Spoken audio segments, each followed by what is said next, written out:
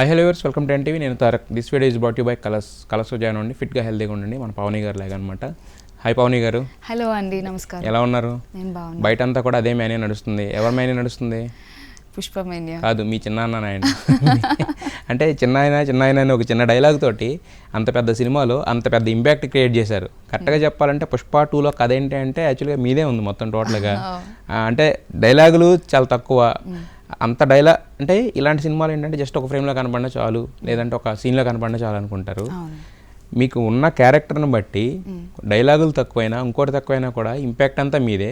Second ఏంటంటే క్లోజ్లు ఎక్కువ, heroine కన్నా ఎక్కువ క్లోజ్లు మీకే పడినాయి బేసిక్గా చాలా చోట్ల.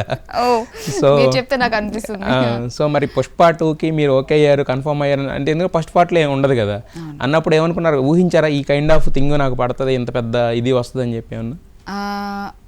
యాక్చువల్గా ఫస్ట్ పార్ట్కి సార్ నా క్యారెక్టర్ సెలెక్ట్ చేసినప్పుడు ఈ రోల్ ఉంది అని చెప్పినప్పుడే నాకు ఈ సీక్వెన్సెస్ తెలుసు, ముందే చెప్పారు.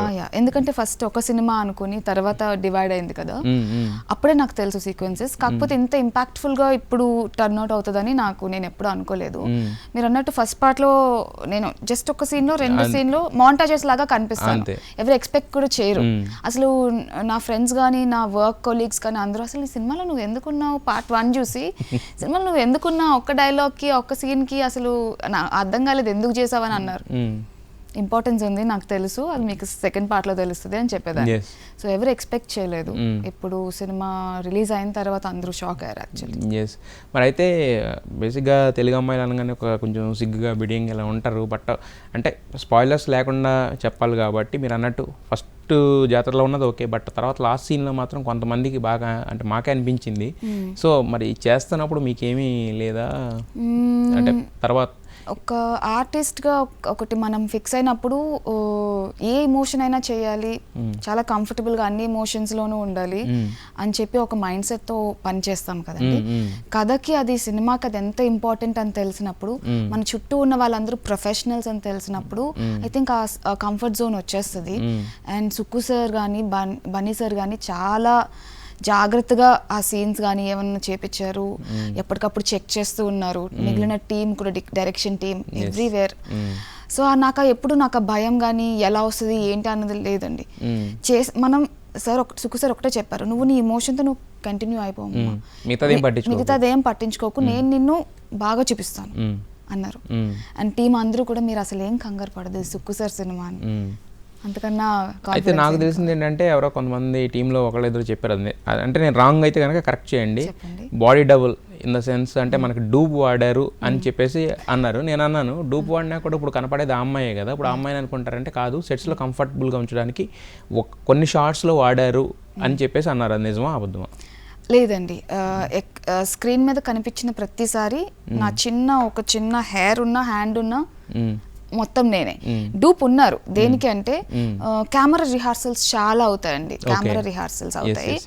సో మనకి పెద్ద సినిమా అనగానే ఎమోషన్ ఇంపాక్ట్ ఎంత అవసరమో విజువల్లీ కూడా అంతే బాగుండాలి. సో డిఫరెంట్ యాంగిల్స్లో కెమెరా రిహార్సల్స్ అవుతాయి.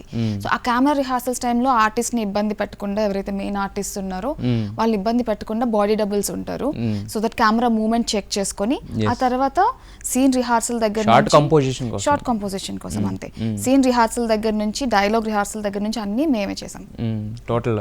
సో మరి మిగతా వాళ్ళు అంటే ఎవరితో మాట్లాడినా కానీ బన్నీ గారితో పనిచేసిన ఒక షార్ట్ అయినా 2 షార్ట్లు అయినా, ఇప్పుడు ఆ జాతర సీన్ తీసుకుంటే పర్టికులర్గా తారక్ పన్నప్ప కానీ లేదంటే కిల్లి క్రాంతి వీళ్ళందరూ కూడా ఏంటంటే ఫస్ట్ నుంచి చెప్తా వచ్చారు, అదే హై ఇస్తా వచ్చారు. అందరూ జాతర ఎపిసోడ్ అంటున్నారు. సినిమా చూసినా కూడా 2 సార్లు నేను యాక్చువల్గా 3 టైమ్స్ జాతర ఎపిసోడ్ చూశాను. యాక్చువల్గా 2 టైమ్స్ సినిమా చూశాను.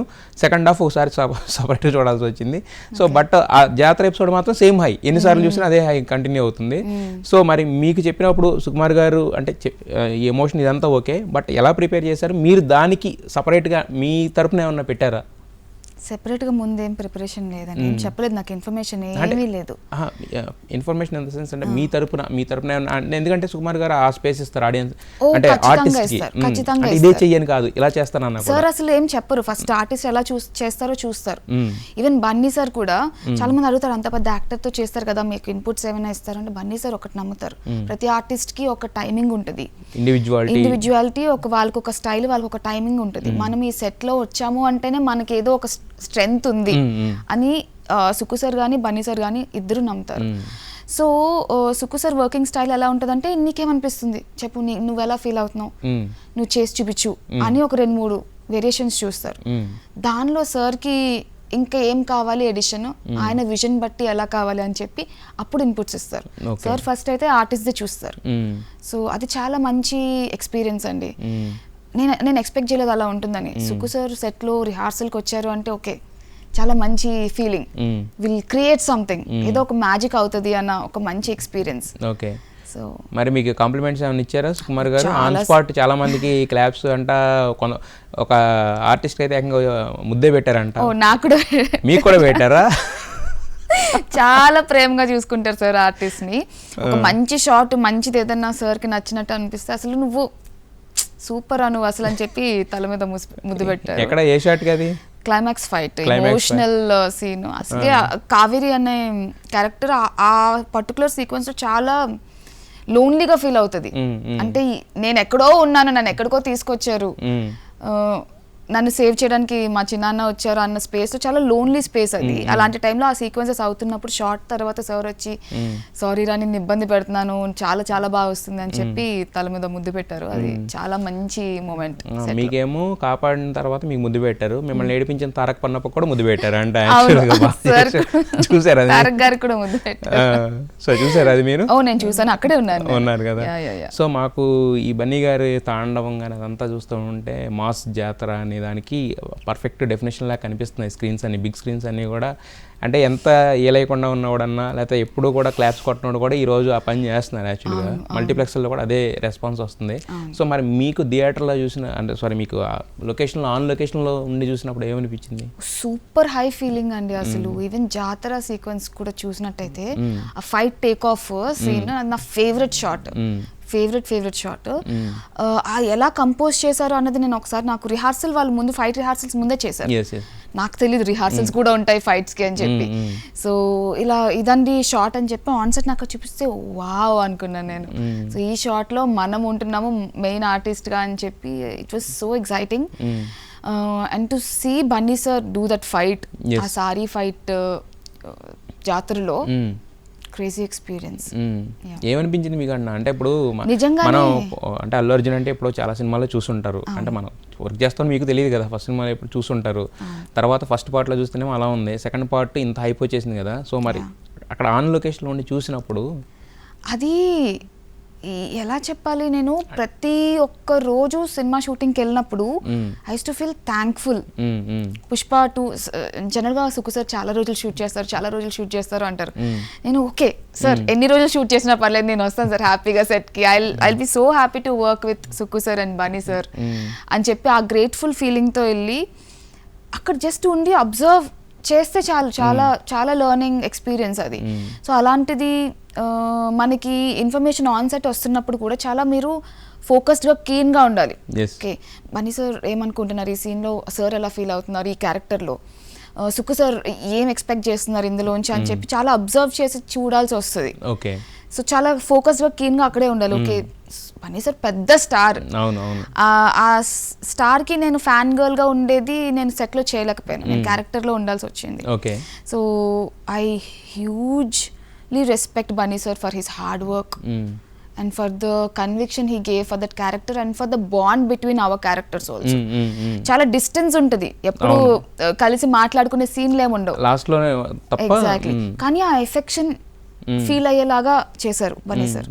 ఐ థింక్ సరే ఇప్పుడు మీరు ఏం మాయ చేస్తారు జనాలని అంటే సెట్లో ఉన్న బన్నీ గారిని కానీ సుకుమార్ గారిని కానీ, ఇప్పుడు ఏంటంటే ఇప్పుడు ఆయనకి ఇప్పటికి ఆయన కెరీర్లో నాకు తెలిసి ఒక 1000 పైగా రోజులు 1200 రోజులు వచ్చి ఉంటాయి. బట్ మీరు ఏం స్పెషల్ రోజు ఇచ్చారని ఆయన అన్ని రోజులు దాచుకున్నారు ఆ గులాబీ పువ్వుని? ఓ నైస్, ఇది ఎవరు చెప్పారు మీకు? తెలుస్తా ఉంటాయి అలాగా. సో అది గులాబీ పువ్వు కాదు, అది పారిజాతం ఇచ్చారా? పారిజాతం ఆగస్ట్ ఆ టైంలో షూట్ చేస్తున్నప్పుడు అది మంచి సీజన్, పారిజాతం నాకు చాలా ఇష్టమైన ఫ్లవర్. సో షూట్కి వెళ్ళేటప్పుడు ప్రతిరోజు అక్కడ కింద నుంచి కలెక్ట్ చేసుకుని పట్టుకెళ్ళటం నాకు అలవాటు. అది ఆగస్ట్ 15 మేము షూట్ చేస్తున్నాం, హాలిడే అయినా కూడా. సో సెట్కి వెళ్ళే ముందు సెట్కి అయితే గెటప్ లో వస్తారు కదా, సెట్కి వెళ్ళే ముందు ఫ్లాగ్ హోయిస్టింగ్ ఉంది అని చెప్పి Bunny sir full white and white వేసుకొని వచ్చారు. He looked so good and నా చేతిలో ఆ ఫ్లవర్స్ ఉన్నాయి. So wanted to give him some day. So నేను ఒక 3 flowers ఇచ్చా. చూసి వావ్ ఈ ఫ్లవర్స్ చాలా బాగున్నాయి అని చెప్పి స్మెల్ చేసి ఏంటమ్మా ఈ ఫ్లవర్స్ నీకు ఎలా తెలుసు అది ఇది అని చెప్పి కొన్ని డీటెయిల్స్ అడిగారు. పారిజాతం సార్ చాలా స్పెషల్ ఫ్లవర్ అది ఇది అని చెప్తే ఓ థ్యాంక్ యూ అమ్మ, థ్యాంక్ యూ సో మచ్ అని. అది అక్కడితో అయిపోయింది అనుకున్నాను. జను హీ లవ్డ్ ఇట్, అయిపోయింది అనుకున్నా. తర్వాత ఒక 3-4 days తర్వాత సెట్లో షూటింగ్ అవుతుంది. Bunny sir shot. నేను బయట ఉన్నాను, క్యారవాన్లో ఉన్నాను. టీం నుంచి ఎవరో వచ్చి బన్నీ సార్ పిలుస్తున్నారు మిమ్మల్ని అన్నారు. నేను చాలా కంగారు పడ్డాను. అయ్యో ఏంటి సడన్ గా స్పెషల్ గా పిలుస్తున్నారు, ఏమైనా తప్పు మిస్టేక్ ఏమైనా అయిందా, ఏమైనా కరెక్షన్ ఉందా అని చెప్పి నేను భయపడుతూ వెళ్ళా. చూసి పిలిచి బన్నీ సార్ది ఒక పెద్ద మిర్రర్ ఉంటుంది సార్ లుక్ చూసుకోవడానికి సెట్లో. పావని చూడమ్మా నువ్వు ఇచ్చిన ఫ్లవర్స్, డ్రై ఫ్లవర్స్ ఇక్కడ నేను అంటించుకున్నాను నా మిర్రర్కి, నాకు చాలా నచ్చింది, నీ గుర్తుగా నేను పెట్టుకున్నాను అన్నారు. I felt so happy. నాకు సార్ అంత స్పెషల్గా తీసుకుంటారు అంత చిన్న గిఫ్ట్ని నేను అనుకోలేదు. ఐ సెడ్ సార్ మీరు you made my day sir, I'm so happy అన్న. థ్యాంక్ యూ అమ్మ, thank you, I really like this gift అన్నారు. అంటే ఇప్పుడు మీరు ఇవ్వడం ఆయన దాచుకోవడం కూడా పెద్ద, మీరు ఇవ్వడం ఓకే ఇచ్చారు మీకున్న దీంతో, ఆయన దాచుకోవడం కూడా పెద్ద విషయం కాదు, మళ్ళీ పిలిచి చూపించడం అనేది పెద్ద విషయం. అది చాలా పెద్ద విషయం, చాలా పెద్ద విషయం. సో అక్కడ అర్థమైంది there is some connect happening as an artist, as a co-artist, and also for the character he built that connection అని చెప్పి అదే మీరు చిన్న పిలిచారు, ఎక్కడో టచ్ అయింది ఆయనకి కూడా మొత్తానికి చిన్న అనేది ఏజ్ పరంగా అలా కాకపోయినా కానీ బట్ ఆ బాండ్ అయితే ఆ క్యారెక్టర్స్ కి కావాల్సిన బాండ్ సెట్ లో ఖచ్చితంగా ఫీల్ అయ్యేలాగా చేశారు యాక్చువల్లీ. అండ్ సెట్ బయట కూడా అంతే ఎఫెక్షనేట్ గా ఉన్నారు, అంతే జాగ్రత్తగా ఉన్నారు. ఒక తెలుగు అమ్మాయి సెట్ లోకి వచ్చి ఇంత బాగా పనిచేస్తుంది అంటే he also felt so proud. ఒకసారి నన్ను అడిగారు, మీ అమ్మ నాన్నలు ఎందుకు షూటింగ్ కి రావట్లేదు, వాళ్ళు నేను ఇలా వర్క్ చేస్తూ చూస్తే చాలా హ్యాపీ ఫీల్ అవుతారు కదా అని. సార్ యాక్చువల్లీ వాళ్ళు వైజాగ్ లో ఉంటారు సార్, నేను పిలిపించాలి అని చెప్పి చెప్పా. లాస్ట్ డే సెట్ కి తీసుకొచ్చాను. అదే సెట్ తీసుకొచ్చారు, దాని గురించి కూడా ఏదో పెట్టారు. అంటే మా అమ్మ నాన్న అందరూ వచ్చారు సెట్స్కి, నాది కూడా ఒక ఫోటో లేదు బన్నీ సార్తో, వాళ్ళ ఫోటో ఉంది నేను చదివే మొత్తం కూడా యాక్చువల్గా. సో అంటే సుక్కు సార్ కానీ లేకపోతే రష్మిక మేడం కానీ బన్నీ సార్ కానీ వాళ్ళు చూపించిన గెస్టర్స్కి హ్యాట్స్ ఆఫ్ అని చెప్పారు. ఏం జరిగింది, ఏమన్నారు వాళ్ళు? చాలా బాగా రిసీవ్ చేసుకున్నారని. మా అమ్మ నాన్నలు ఎప్పుడు ఫిల్మ్ షూటింగ్ కి రాలేదు, నేను కొన్ని ఇయర్స్ గా ఫిల్మ్స్ లో పనిచేస్తున్నా కూడా నేను ఎప్పుడు పిలవలేదు, వాళ్ళు కూడా ఎప్పుడు రాలేదు, ఇంట్రెస్ట్ అంత చూపించలేదు. సో కానీ ఇది స్పెషల్ ఫిల్మ్ నాకు, ఇంత పెద్ద ఫిల్మ్ లో చేయటం అంటే నేను ఏదో సాధించానులే ఒక చిన్న ఫీలింగ్ ఉంది నాకు. సో మా అమ్మ నాన్నలు రావాలి, నేను పని చేయడం చూడాలి అని చెప్పి పిలిపించాను. అలాగే బన్నీ సార్ కూడా రమ్మన్నారు కదా. సో వచ్చాక సుక్కు సార్ కానీ బన్నీ సార్ కానీ రష్మిక మ్యామ్ కానీ ఇంకా వేరే అందరూ కూడా టెక్నీషియన్స్, మేజర్ టెక్నీషియన్స్ కూడా చాలా బాగా రిసీవ్ చేసుకున్నారు, చాలా రెస్పెక్ట్ రిసీవ్ చేసుకున్నారు, మాట్లాడారు. సుక్కు సార్ అయితే సినిమా మొత్తం మీ అమ్మాయి గురించి అవుతుందండి అన్నారు. ఫస్ట్ మాట ఇదే చెప్పారు, సార్ ఏంటి సార్ మీరు అలా అంటారు, ఇంత పెద్ద సినిమా అంటే నీకు తెలియదురా, నువ్వు రిలీజ్ అయ్యాక చూడు అన్నారు. బన్నీ సార్ అయితే మీ అమ్మాయి చాలా కష్టపడుతుందండి, చాలా మంచి ఫ్యూచర్ ఉంది అని చెప్పి చెప్పారు. They are very happy. వాళ్ళకి ఒక కన్ఫర్మ్, మనం చెప్తే ఉంటుంది మన పేరెంట్స్ కి, మనం అర్థం అంటే వాళ్ళ ఆయన నుంచి వచ్చిన తర్వాత ఇంకా దానికి అంటే ఐఎస్ఐ ముద్ర వేశారు మీకు రకంగా చెప్పండి మీ పేరెంట్స్ ముందు. సో ఇంకా వాళ్ళు చాలా హ్యాపీగా వెళ్ళారు ఇంటికి. That's a very special day.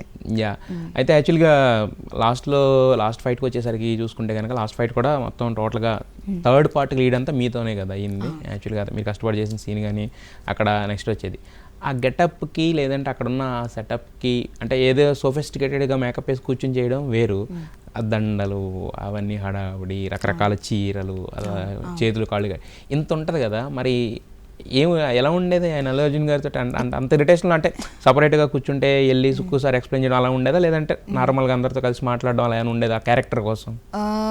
Short దగ్గరకు వచ్చేటప్పటికి సార్ అందరితో చాలా బాగా మాట్లాడతారు అంతా.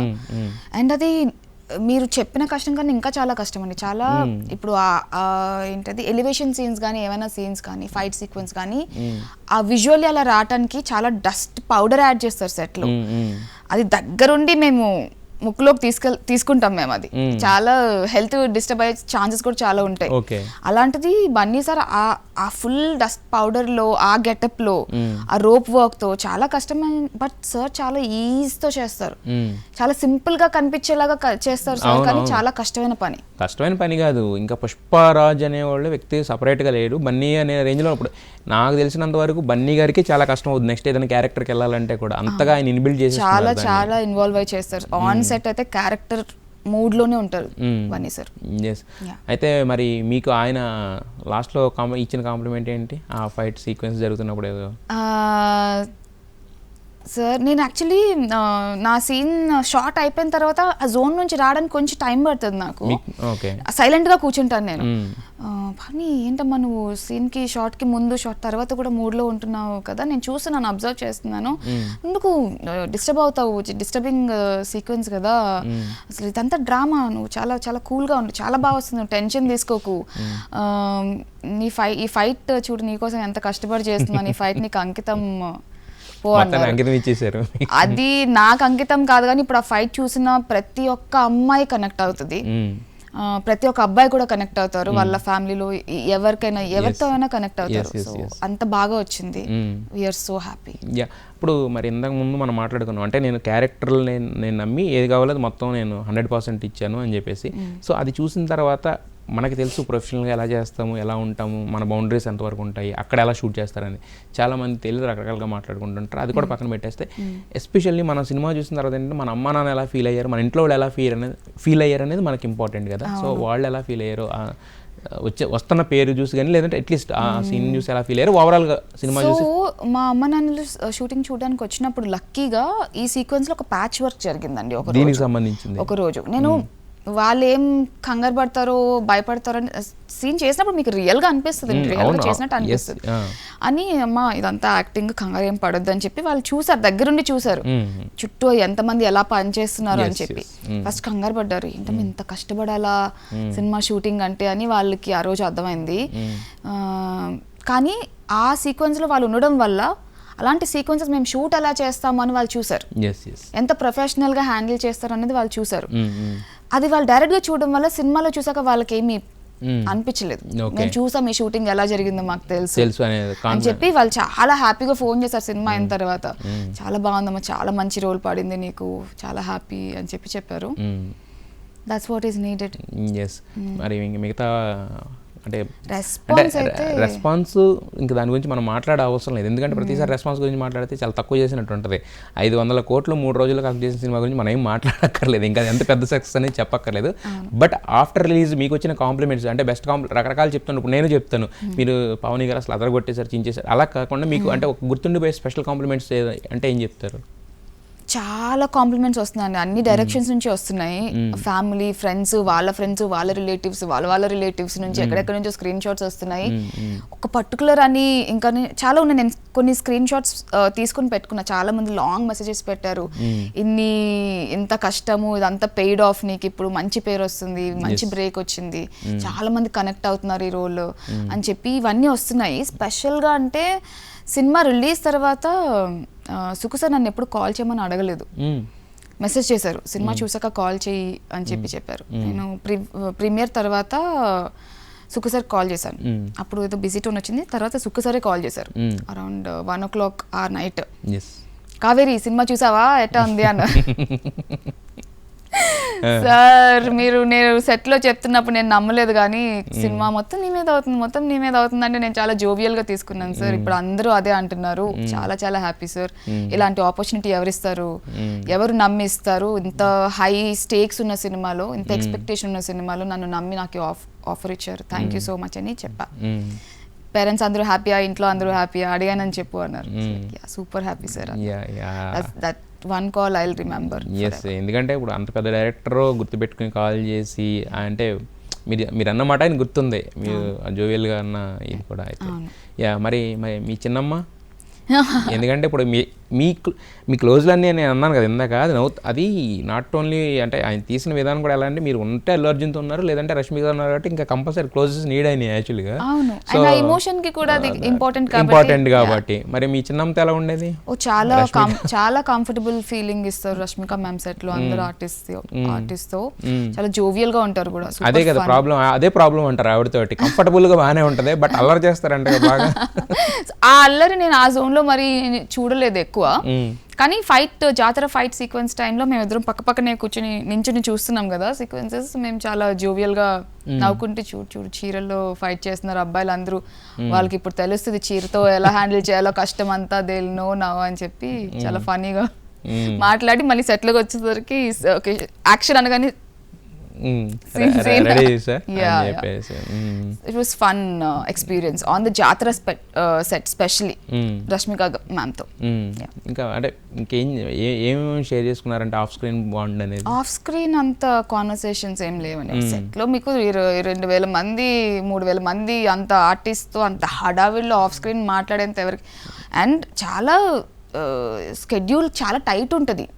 బట్ మీరు చాలా ఎక్కువ రోజులు చేశారంట కదా, 50 days ప్లస్ చేసినారు. 90 days చేశారు. మరి 90 days షూట్ చేసినప్పుడు అంటే, కానీ రష్మిక మ్యామ్ తో ఓన్లీ ఆ జాతర ఆ సీన్ ఓన్లీ 1 week అలానే ఉంటుంది కదా. 1 week చేశారా ఆ జాతర ఎపిసోడ్? ఫైట్ ఎక్కువ రోజులు పట్టింది. జాతర నేను 28 to 30 days చేశాను హోల్ జాతర.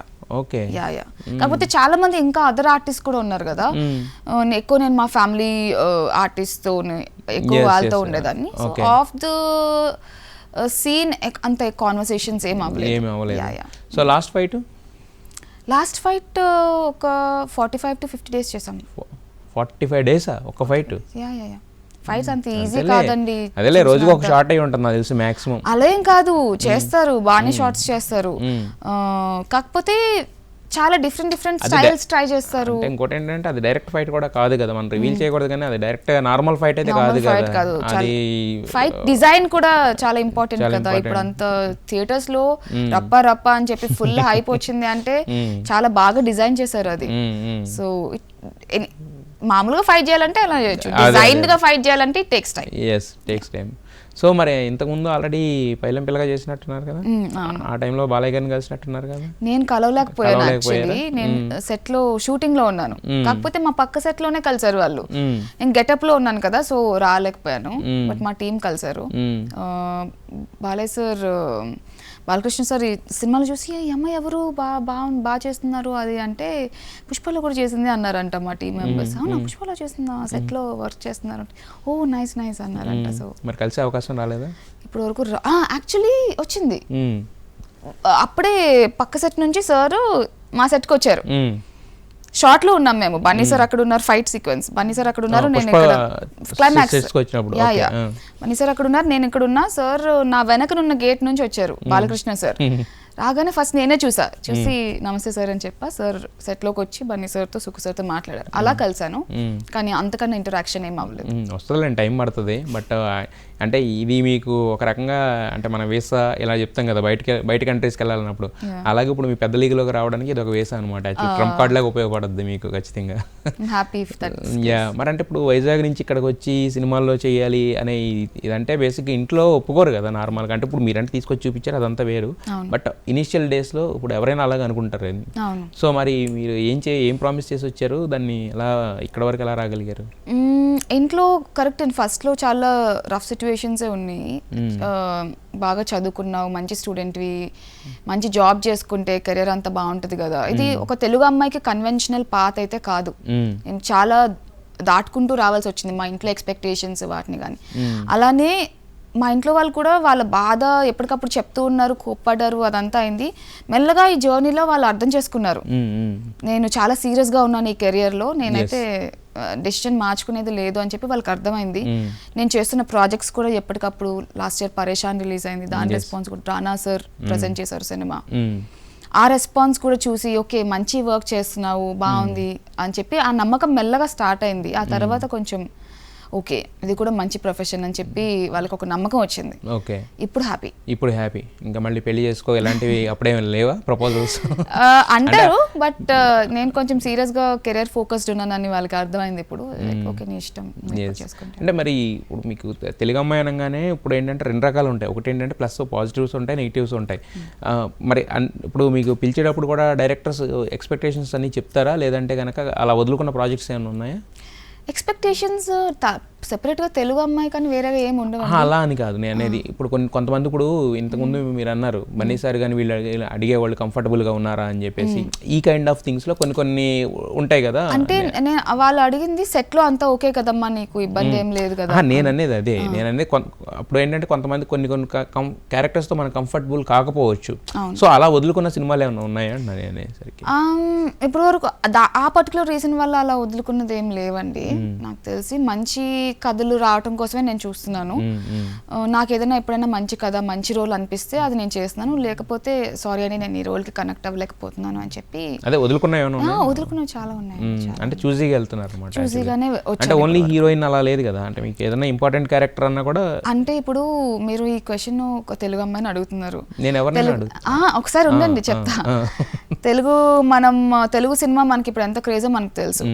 తెలుగు సినిమాలు మనం చిన్నప్పటి నుంచి చూసాం, ఎవరిని చూసాం, హీరో హీరోయిన్ ని చూసాం. వాళ్ళని చూసి ఎంతో ఇన్స్పైర్ అయ్యి సినిమాల్లోకి వచ్చాం. అసలు ఈ క్వశ్చనే రాకూడదు. నేను హీరోయిన్ గా చేద్దాం అనుకుంటున్నాను, పెద్ద కథల్లో మంచి పాత్రలు ఉన్నా కూడా చేద్దాం అనుకుంటున్నాను. అదే ఎందుకు అడిగానంటే ఈ క్వశ్చన్ అడగడానికి కూడా ఒక రీజన్ ఉంది. ఇప్పుడు మీరు ఆల్రెడీ పుష్పతో ఏంటంటే ఒక రికగ్నేషన్ వచ్చింది. దాన్ని రావడానికి ఏంటంటే మనం ఎలాంటి ప్రయత్నాలైనా చేయొచ్చు, బట్ వచ్చేసిన తర్వాత చాలా మంది చేయరు. అది ఒక రకంగా ఏమవుతుందంటే బ్లైండ్ తప్పు అవుతుంది అనమాట. పెద్ద సినిమాల్లో ఇంపార్టెంట్ రోల్స్ ఉన్నా కూడా వదులుకుంటారు. అదర్ దాన్ హీరోయిన్ నేను ఏమి చెయ్యను అని కొంతమంది అలా గిరిగేసి కూర్చోవడం వలన ఫేడ్ అవుట్ అయిపోయిన వాళ్ళు ఉన్నారు. అందుకని అడుగుతున్నాను. సో ఇప్పుడు ఈ సక్సెస్ కానీ ఈ అప్రిషియేషన్ కానీ నాకు కొత్త అండి.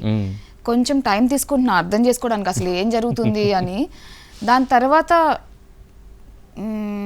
కెరియర్ వైజ్ డెసిషన్స్ నెక్స్ట్ ఏంటి అన్నది ఆలోచిద్దామని చెప్పి చూస్తున్నాం. కొంచెం టైం అయితే తీసుకుంటున్నాం. ఎస్ అంటే మీకు గోల్ ఏంటి, అంబిషన్ అంటే ఇప్పుడు కెరీర్ మీద ఫోకస్ చేస్తున్నారు కదా, ఒక గోల్ అంటే ఏం చెప్తారు? గోల్ అంటే మనం 25 yearsకి ఇలా పెట్టుకుంటాం కదా కెరీర్ గోల్స్ అంటే ఎలా పెట్టుకున్నాం?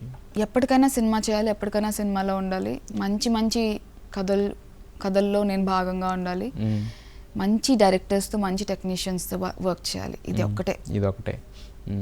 సో ఓవరాల్గా ఇప్పుడు పుష్ప ఇంతకుముందు మనం మాట్లాడుకున్నప్పుడే దాని సక్సెస్ రేట్ని నిన్న ప్రొడ్యూసర్స్ చెప్పారు. మాకే అర్థం కావట్లేదు ఇది ఎక్కడ ఆగుద్ది ఎక్కడ అంతే, మేము ఊహించిన మా ఊహలో దాటిపోయి ఉందని చెప్పేసి అంటున్నారు కదా. సో ఓవరాల్గా పుష్పలో వచ్చిన రెస్పాన్స్ కానీ ఆడియన్స్ కానీ చెప్పాలంటే ఏం చెప్తారు? చాలా బాగా అనిపిస్తుందండి. ఎన్ని సినిమాలు చేసినా ఏం చేసినా అది ప్రేక్షకుల వరకు రీచ్ అవ్వాలి, వాళ్ళు మేము చేసిన పనిని చూడాలి, వాళ్ళకి నచ్చాలి, వాళ్ళు స్టాంప్ అయ్యాలి. సుక్కు సార్ సినిమాలో ఇంత మంచి రోల్ రావటం ఒక 100 పరీక్షలు లాగా అనిపిస్తే, పాస్ అయినట్టు అనిపిస్తే, ఆ ఒక్క పరీక్ష ఆ పాస్ మార్క్ ఆడియన్సే ఇవ్వాలి. అది ఇప్పుడు నాకు ఇస్తున్నారు. నాకు చాలా చాలా హ్యాపీగా ఉంది. మీ ప్రేమ ఇలానే కంటిన్యూ చేయండి, నేను ఇంకా చాలా చాలా సినిమాలు చేయాలి. డెఫినెట్గా మేము కూడా అదే కోరుకుంటున్నాం. ఎందుకంటే ఇంతకుముందు మీరు అన్నారు కదా తెలుగు అమ్మాయిలు హీరోయిన్లను చూసి వస్తారు, ఎవరైనా హీరోయిన్లను చూసి వస్తారు, బట్ దేనికైనా టైం రావాలి. టైం వచ్చిన తర్వాత రాణించిన వాళ్ళు చాలామంది ఉన్నారు. మళ్ళీ అదే టైం ఇప్పుడు స్టార్ట్ అయిందనమాట. తెలుగు ఇండస్ట్రీకి ఒక మహర్దశ పుష్పాల అంటే సినిమా నార్త్లో first day highest grosser 70+ crores golden time. So golden టైంలో మీరు ఉండడం మీకు కూడా ఒక రకంగా మీ అదృష్టం అది. సో మొత్తానికి wish you all the best అండి. ఒక తెలుగు అమ్మాయిగా ఇంత పెద్ద సక్సెస్, ఇంత క్రెడిట్ మీకు వచ్చినందుకు, మీ కెరీర్ ఇలాగే కొనసాగాలని చెప్పి నెక్స్ట్ టైం ఈ సీట్లో హీరోయిన్ కూర్చోవాలని చెప్పి మనస్ఫూర్తిగా కోరుకుంటున్నాను. Thank you so much. Wish you all the best.